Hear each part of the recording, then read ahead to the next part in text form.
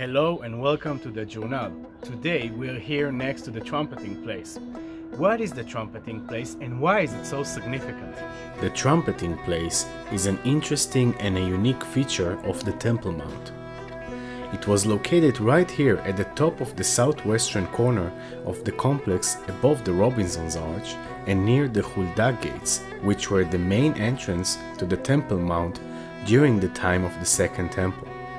The trumpeting place is a raised platform made of stone and is the spot where Jewish priests, the Kohens, used to blow the silver trumpet or the shofar, which is made out of a kosher animal horn, to signal the beginning and the ending of Shabbat, Saturday, or other religious holidays.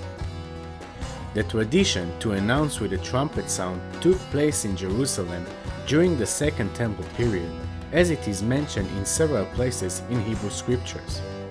Also, the historian Yosef ben Mattetyahu, famously known by the name Josephus Flavius, writes that in Jerusalem it was customary to blow the trumpets at the top of the Temple Mount area. And the fourth was built on the top of the mountain, in a place where one of the priests used to stand every Shabbat evening and blow the trumpet as a sign that the night comes.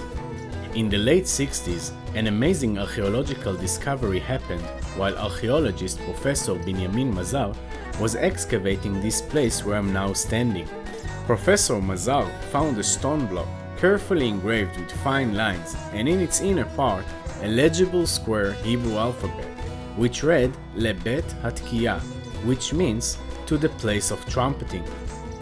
Right now, we are standing next to the stone block, except that the part with the text is only a replica, and the original stone block with the text was cut out to avoid theft. The original text currently sits in the Israel Museum in Jerusalem. As you can see here, the first word is translated as to the place, and the second word of trumpeting, giving the phrase to the trumpeting place. The subsequent words of the inscription are cut off. The third word, leha, which is incomplete, has been interpreted as either declare or distinguish, giving either to declare or to distinguish, where the words in square brackets represent what scholars predict to be the full version. The inscribed stone was probably thrown over after the destruction of the temple and the city in the year 70, where it remained for nearly 1900 years until Professor Mazar found it. The trumpeting place was built in this strategic point because it overlooked a crowded area, and it was believed that the sound of the trumpets and the shofar could be heard throughout the entire city of Jerusalem. This is presumably true, as its location was a vantage point in terms of acoustics, which amplifies the sound of the trumpet all over Jerusalem. This served as a reminder for the Jewish people of their religious obligations.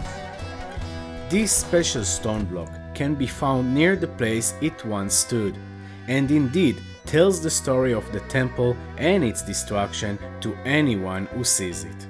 Thanks for joining us on the journey to uncover the historical place of the trumpeting.